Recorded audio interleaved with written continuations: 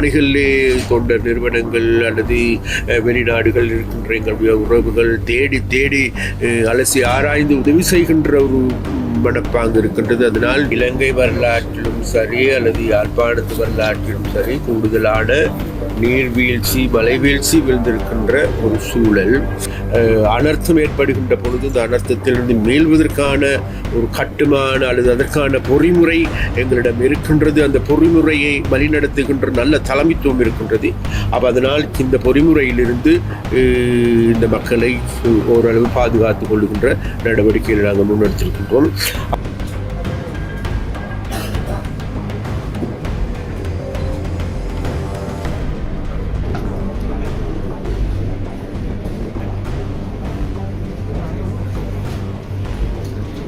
நன்றி, வணக்கம். இன்று விசேடமாக வடகிழக்கில் இந்த காலநிலை தொடர்பாக பாதிக்கப்பட்டிருக்கின்ற பிரதேசங்கள் மக்களுடைய பிரச்சனைகள் சம்பந்தமாக பேசுவதற்கான ஒரு கூட்டம் இன்றைக்கு இடம்பெற்றது யாழ் மாவட்ட அலுவலகத்தில். அதில் விசேடமாக இன்றைக்கு எங்களுக்கு ஒரு விசேடமான நாள். பாதுகாப்பு செயலாளர் சம்பத் துயகொந்தா அவர்கள் கலந்து கொண்டார்கள். அதே போன்று அனர்த்த முகாமைத்துவ நிலையத்தின் பணிப்பாளர் கலந்து கொண்டார்கள். அதே போன்று எங்களுடைய வடமாகாண ஆளுநர் வேதநாயகம் அவர்கள் கலந்து கொண்டார்கள்.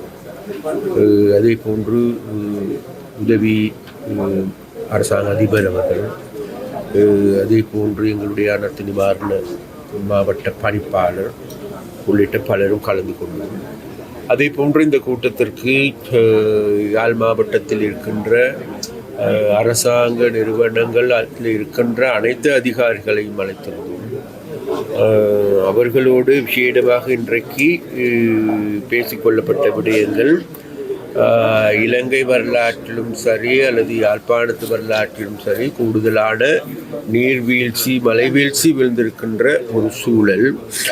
இந்த சூழலின் காரணமாக இந்த பிரச்சனையை கொஞ்சம் கூடுதலான கவனத்துக்கு எடுக்க வேண்டும்.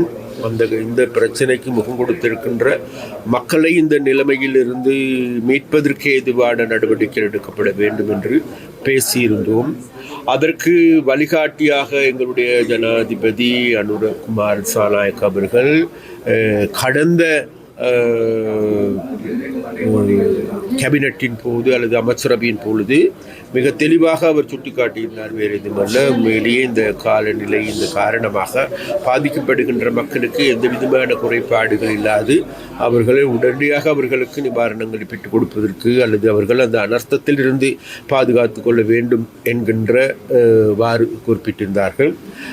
அது மாத்திரமல்ல, அதற்கு போதுமான நிதி ஒதுக்கீடுகளையும் செய்து கொடுப்பதற்கு நடவடிக்கை எடுத்திருந்தோம். அந்த வகையில் ஒரு பக்கம் அரசாங்கத்தின் நாட்டின் நிறைவேற்று அதிகாரம் கொண்ட ஜனாதிபதியாக இருக்கின்ற அனுரகுமார் திசாநாயக்க ஜனாதிபதி அவர்களுடைய செயற்பாடு இதில் கூடுதலான அக்கறை செலுத்துகின்ற விடயமாக இருந்தது.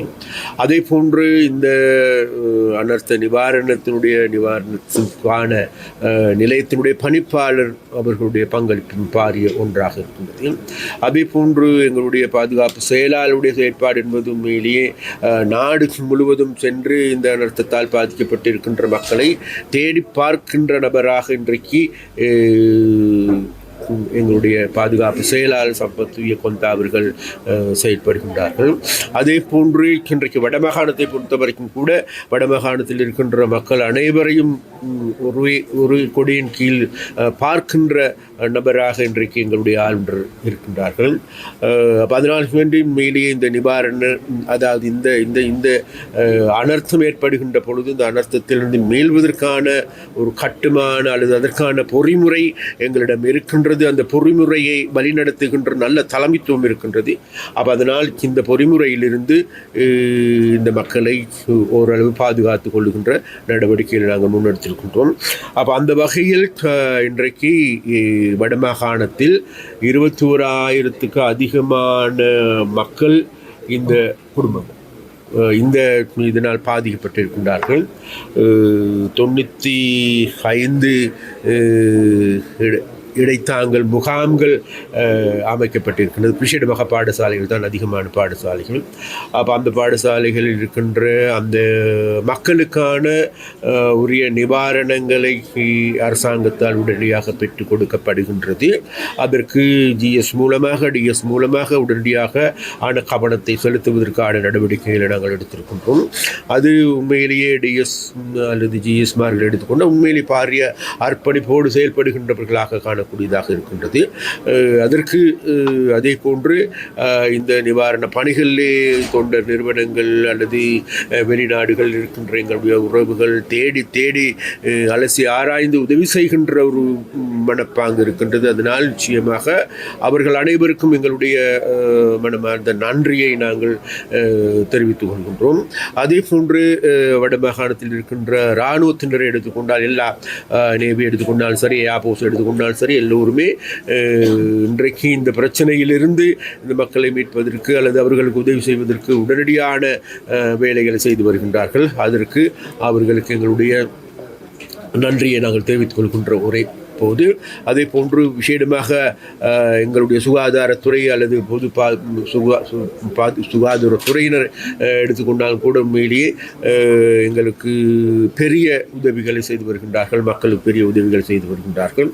காட்டிலும் இது நிவாரண நடவடிக்கைகள் எடுத்து பார்க்கின்ற பொழுது இதுவரைக்கும் இளைஞருடைய சட்டத்தின்படி எடுத்துக்கொண்டாலும் சரி அல்லது சுற்றறிக்கையின்படி எடுத்துக்கொண்டாலும் கூட மக்கள் பாதிக்கப்படுகின்ற பொழுது பாதிக்கப்பட்ட மக்கள் உண்மையிலேயே உரிய முகாம்களுக்கு அல்லது இடைத்தாங்கல் முகாம்களுக்கு சென்றதன் பிறகே அவர்களுக்கான உணவா அல்லது ஏனைய உணவுகளையா சமைத்த உணவுகளையா பெற்றுக் கொடுக்க முடியும் என்பதுதான் வலிமையாக இருந்தது.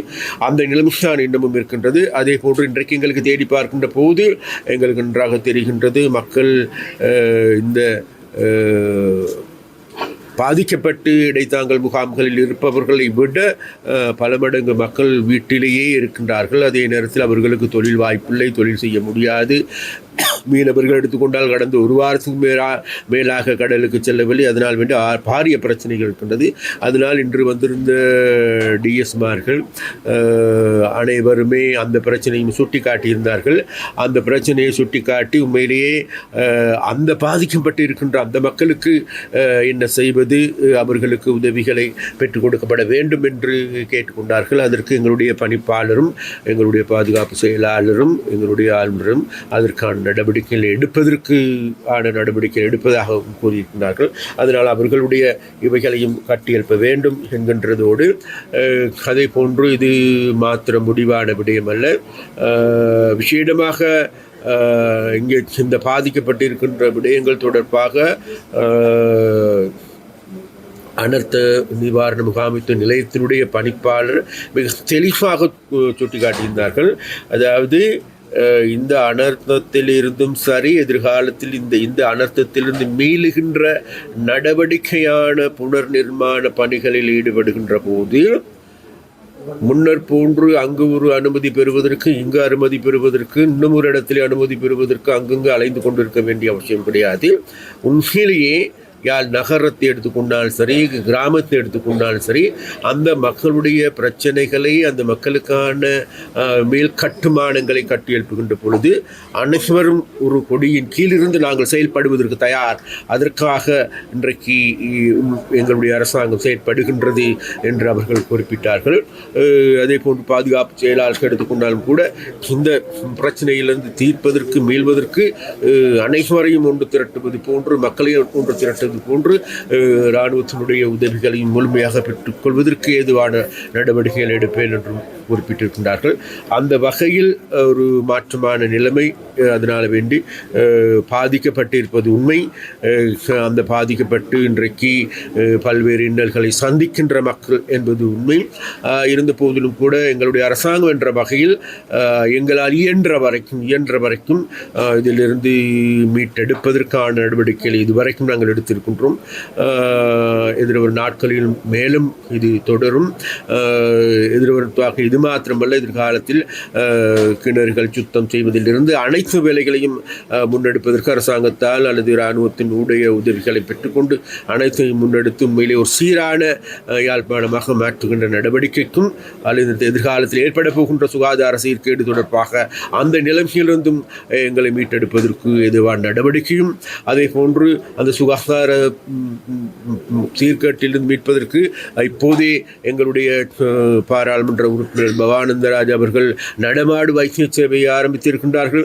அதே போன்று இன்றும் கூட என்னிடம் கேட்டால் கொழும்பில் இருந்து 100க்கு அதிகமான மருத்துவர்கள் இங்கு வந்து இலவச வைத்திய முகாம்களை நடத்துவதற்கு இணைந்திருக்கின்றார்கள். அதனால் எதிர்வரும் காலங்களில் எதிர்வரும் வாரங்களில் விசேடமாக இங்கு இருக்கின்ற சுகாதாரத்துறையினரோடு பேசிக்கொண்டு அந்த நடவடிக்கைகளை நாங்கள் எடுப்பதற்கு நாங்கள் தீர்மானித்திருக்கின்றோம்.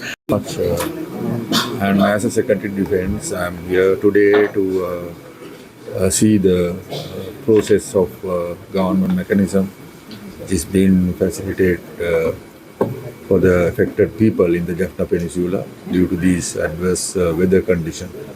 So just to see the relief measures and rescue efforts are being made with the correct coordination with the triforces and other government agencies. So I am so happy to meet with the Governor and the Minister of Fisheries in Jaffna and all other officers who are there to help poor people who have been affected due to this adverse weather condition.